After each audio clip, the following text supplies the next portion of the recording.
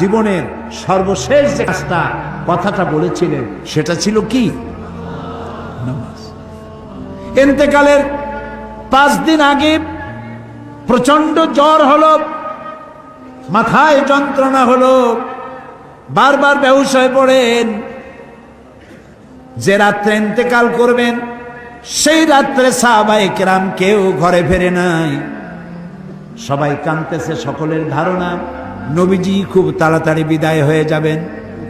ঘরের মধ্যে স্ত্রীরা কাঁদেন, জামাই কাঁদে, নাতি নাতনি কাঁদেন। সব থেকে বেশি কাঁদছেন হযরতে মা ফাতিমা রাদিয়াল্লাহু তাআলা আনহা।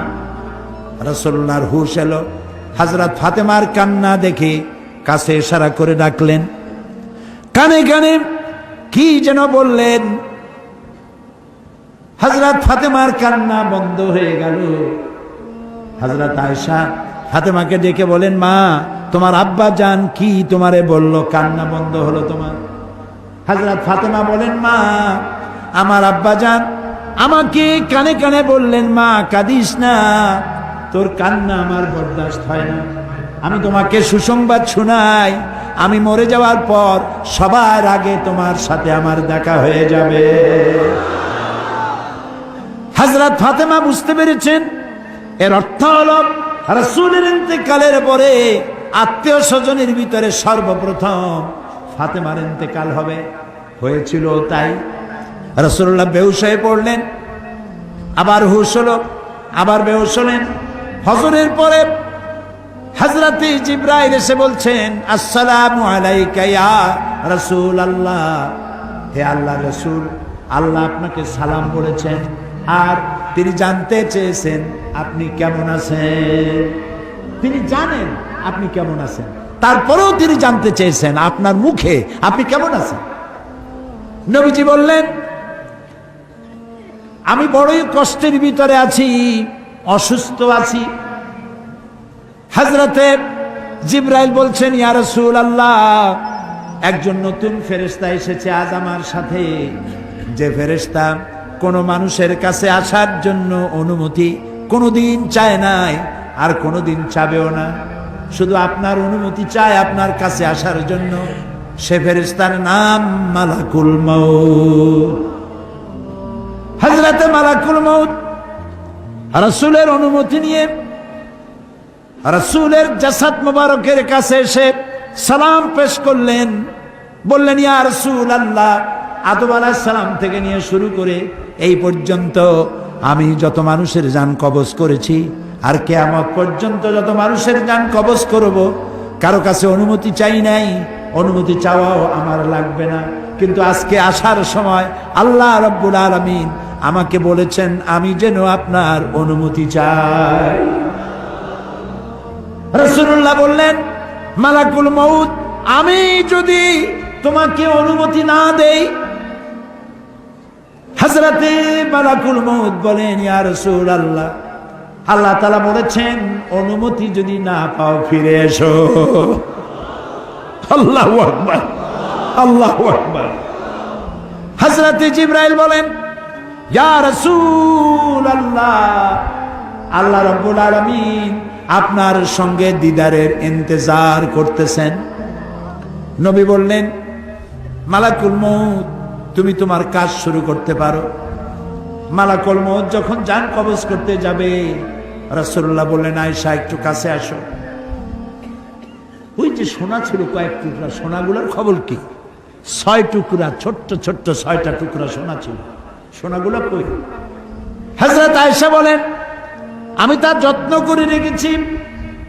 নবীজি বলছেন, এক্ষুনি স্বর্ণ টুকরাগুলি সদকা করে দাও। আমি মুহাম্মদ সাল্লাল্লাহু আলাইহি সাল্লাম আল্লাহর দরবারে এই অবস্থায় উপনীত হতে চাই না যে মুহাম্মদের ঘরের ভিতরে সোনা আছে। হযরত ওমর রাদিয়াল্লাহু তাআলা আনহু রাসূলের সঙ্গে দেখা করতে গেছিলেন একদিন। ঘরে মা আয়েশা ছিলেন না। হযরত ওমর সালাম দিয়ে ঘরের মধ্যে ঢুকে দাঁড়ায় দাঁড়ায় কাঁদতেছেন, বাচ্চা শিশুর মতো ডুকরে ডুকরে কাঁদছে। রাসূলুল্লাহ জিজ্ঞেস করছেন, ওমর কাঁদো কেন? হযরত ওমর বলছেন, আমি বিশ্ব নবীর ঘর দেখতেছি, ছোট্ট একটা ঘর, এক কোনায় একটা সরাহি পানি রাখার পাত্র কাইতে হয়ে পড়ে আছে, একটা গ্লাস কাইতে হয়ে পড়ে আছে, আর এক কোনায় 1 কেজি কি আধা কেজি জল পড়ে আছে, আর রাসূল শুয়ে আছেন দড়ি দিয়া বুনানো একটা খাটিয়ার উপরে, চাদর নাই, বালিশ নাই, হাত মোবারক মাথার তলে দিয়ে শুয়ে আছে, পিঠ মোবারকে দড়ির দাগ কেটে আছে। হযরত ওমর বলছেন, ইয়া রাসূলুল্লাহ, আমি তো বরদাস্ত করতে পারছি না, বিশ্বনবী তার পিঠে দড়ির দাগ,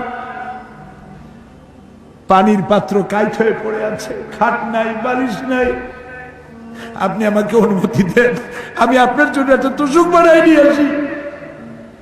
রাসূলুল্লাহ বললেন, ওমর, আমি তো দুনিয়ায় শান্তি করতে আসি নাই, আমি যদি ওহদ পাহাড়কে বলি ওহদ আমার জন্য সোনায় পরিণত হয়ে যা, ওহদ পাহাড়টাই সোনা হয়ে যাবে, শান্তি করতে আসি নাই। নবীজি বললেন, আয়েশারে সোনাগুলি বিতরণ করে দাও, সাদকা করে দাও। মালাকুল মউতকে বললেন, তুমি তোমার কাম সারো। জান কবর শুরু হয়ে গেল। নবীজি জীবনের শেষ কথা মুখ থেকে উচ্চারিত হলো, আসসালাত আসসালাত ওয়া মা মালাকাত আইমানুকুম, ও আমার উম্মতেরা, নামাজ নামাজ। ইন্তেকালের সময় মেয়ের কথা বললেন না, নাতির কথা বললেন না, জামাইয়ের কথা বললেন না, উম্মতকে স্মরণ করালেন, ও আমার উম্মতেরা, নামাজ ছেড়ে দিও না, আর তোমার অধীনস্থ ব্যক্তিদেরকে জ্বালা যন্ত্রণা দিও না, চাকর বাকরের জ্বালা যন্ত্রণা দিও না, গরিব মানুষের দিকে লক্ষ্য রেখো, আর আমি চিরজনমের মতো তোমাদের থেকে বিদায় নিয়ে গেলাম, নামাজ ছেড়ে দিও না। কিয়ামতের দিন ওই রাসূল যদি আমাদেরকে উম্মত বলে পরিচয় না দেন, জান্নাতে যাওয়ার উপায় নাই।